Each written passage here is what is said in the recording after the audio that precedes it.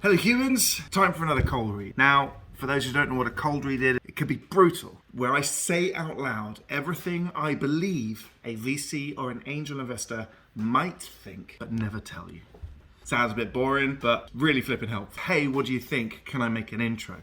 Normally, the founder that sent that either doesn't hear a reply, gets a forwarded email saying too early or not a fit. What does that mean? You only really get one shot to send your pitch deck to somebody before in their brain or in their system, like most VCs use, you're flagged as not a fit, too early, or whatever. I usually don't know anything about the company before I look at a deck, but on this occasion I do know Anthill. The founder, Gigi Piscitelli, was part of my team at the Rattle, but I don't know what it is now. Anthill.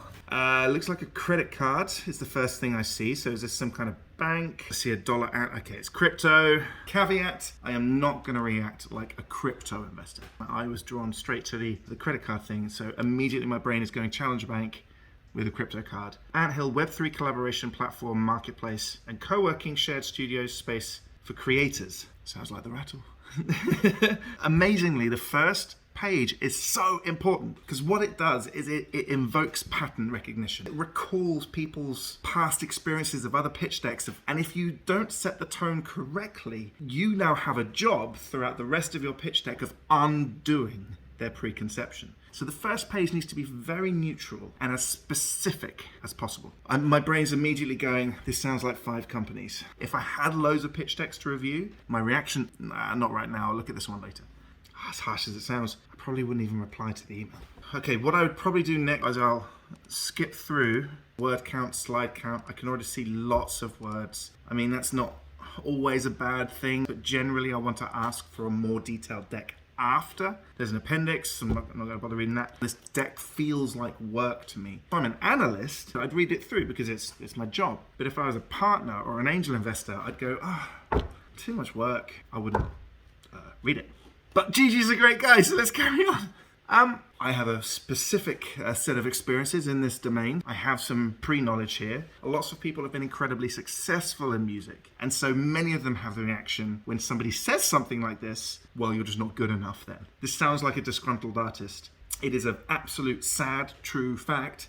There is a huge oversupply of content, media, whatever else, and a huge lack of commercial demand for that media. Of course, people aren't going to make a lot of money, so that's just the nature of the economy. There's a very, very clear pain point on one side of this marketplace. So I would continue because I'm like, okay, this is a two-sided market problem. It enables creators to capture their previously lost revenue. My brain's going, I need to be convinced that this is true. With Web3, whatever the problem is, the answer is Web3. And most businesses aren't actually technology problem businesses. They're process or system problems. I do see co-working, community, education, crypto marketplace.